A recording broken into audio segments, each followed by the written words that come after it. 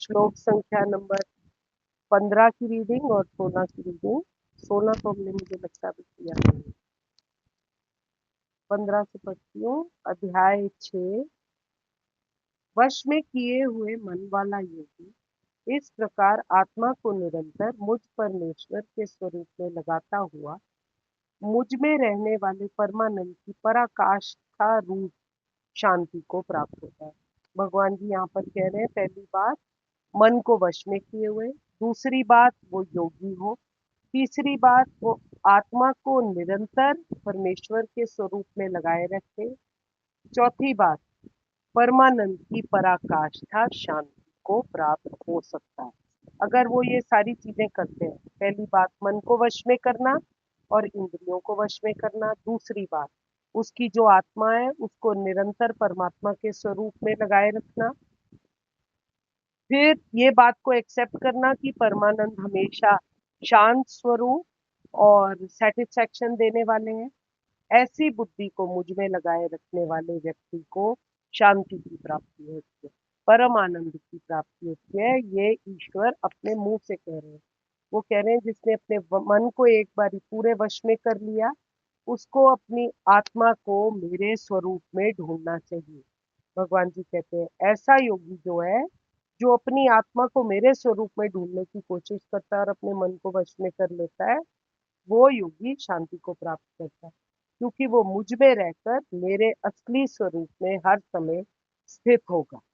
आत्मा परमात्मा का अंश है, इस बात को हमें मानना चाहिए। पर जो हमारा मन है वो इतना उच्छृंखल है कि वो हमको जानबूझकर अलग अलग आवरणों में फंसाए रखता है। जानबूझकर हमको याद ही नहीं आने देता कि परमात्मा सब कुछ है। इसीलिए हमको क्या करना चाहिए? सबसे पहले अपने मन को कंट्रोल करना चाहिए।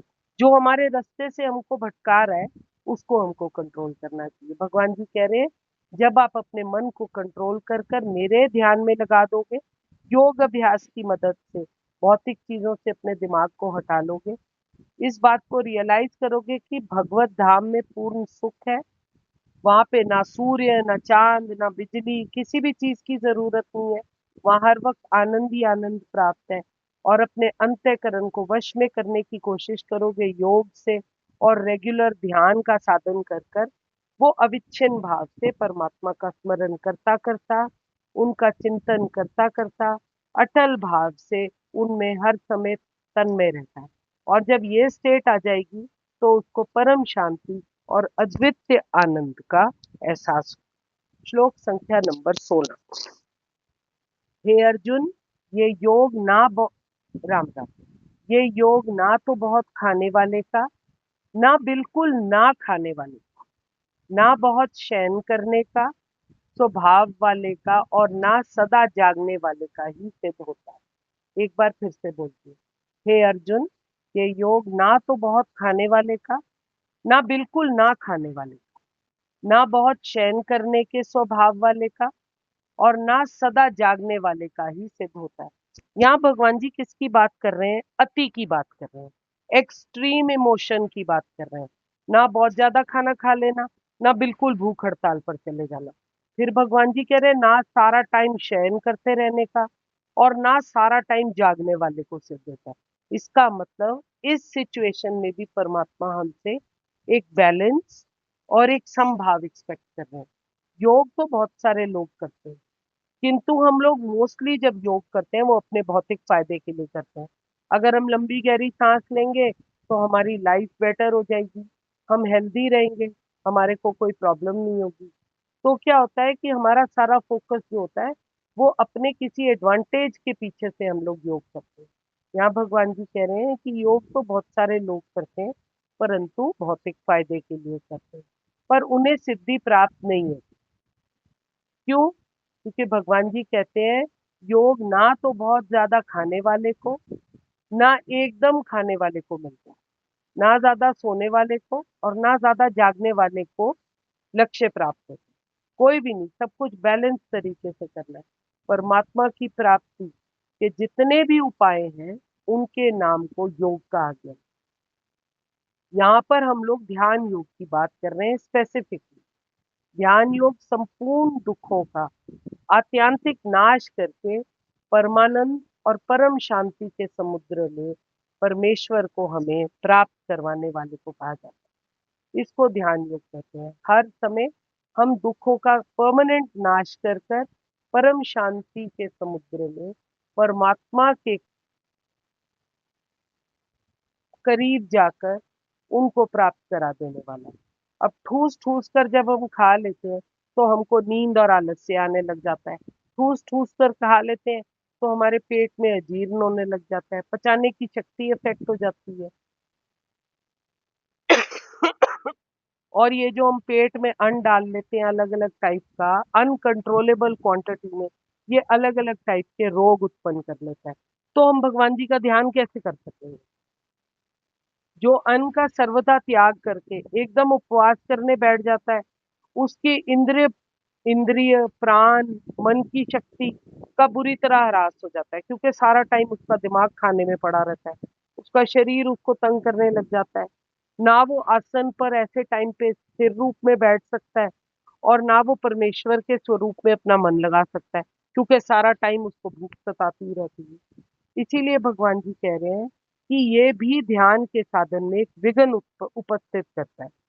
ध्यान योगी ना तो आवश्यकता से ज्यादा खाना खाता है और ना उसको आवश्यकता से कम खाना खाना चाहिए, ना उसको कोरा उपवास करना चाहिए। सब कुछ निमित क्वांटिटी में करना चाहिए, किसी भी चीज की अति नहीं करनी चाहिए। सेम चीज भगवान जी बोल रहे हैं, उसको उचित मात्रा में नींद लेनी चाहिए। बस इतनी नींद लेनी चाहिए कि उसको थकावट दूर करनी है जो उसके शरीर में आ रही है। उसको ताजगी का जब एहसास हो जाए तो उसको अपनी नींद खत्म कर देनी चाहिए। आवश्यकता से अधिक भी अगर नींद लेते हैं हम लोग तो हम लोग तमोगुण की तरफ बढ़ने लग जाते हैं।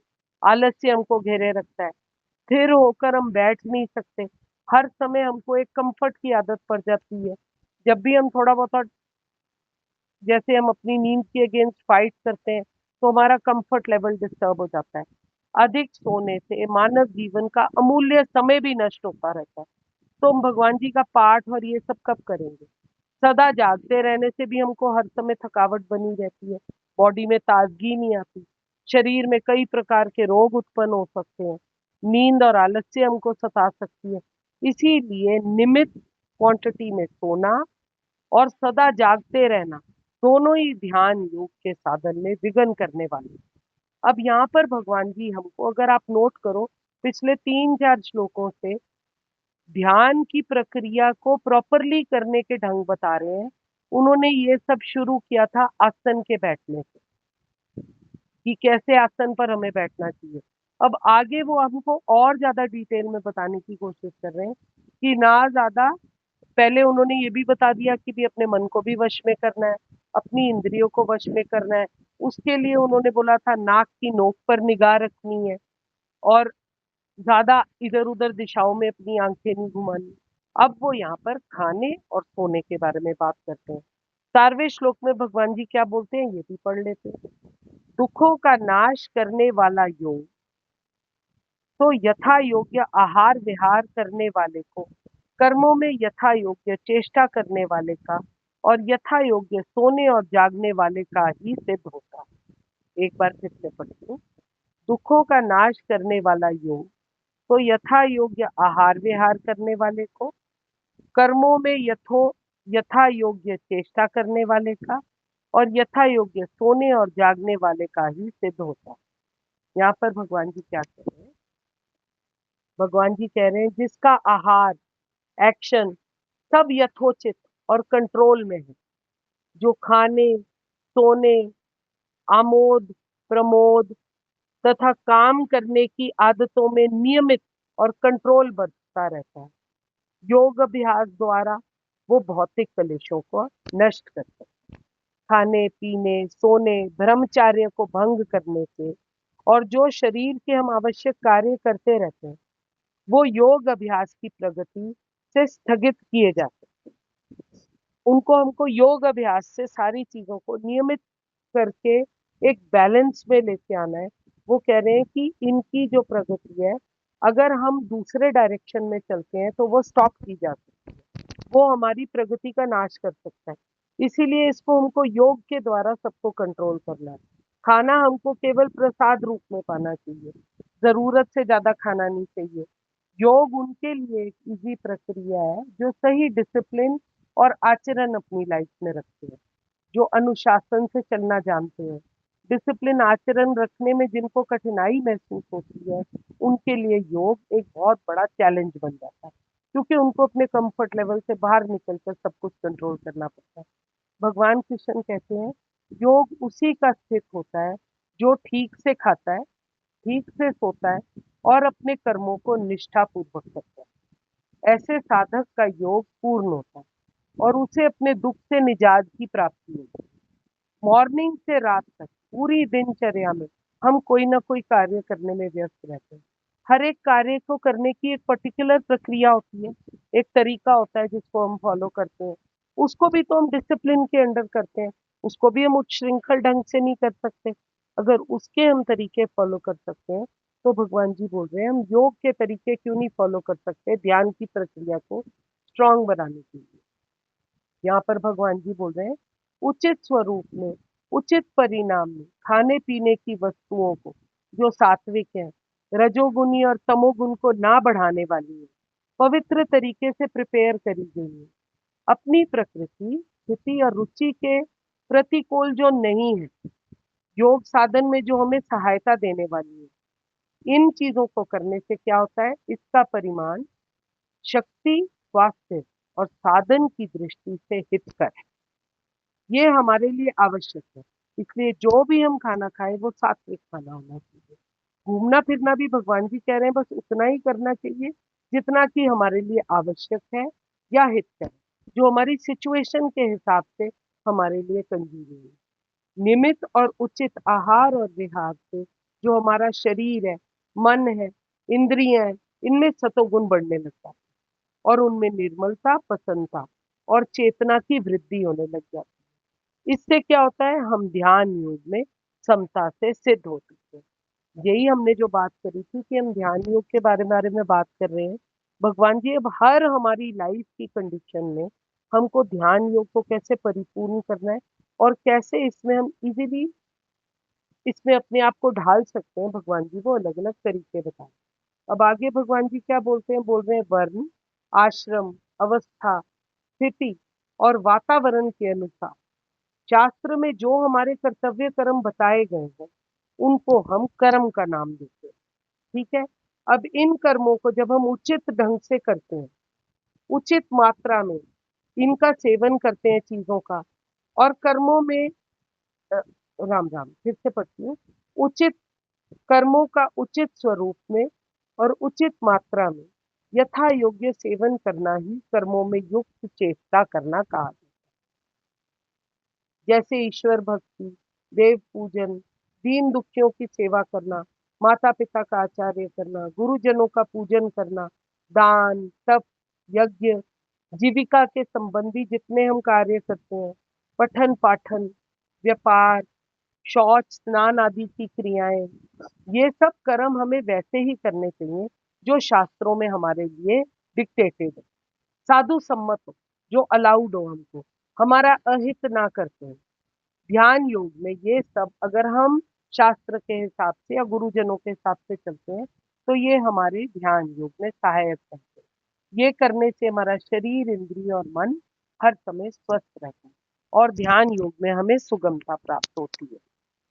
और आगे वो बोलते हैं भगवान जी, दिन के समय जागते रहना, रात के समय एक पर्टिकुलर टाइम पर सोना, जो भगवान जी ने बता रखा है शास्त्रों के हिसाब से।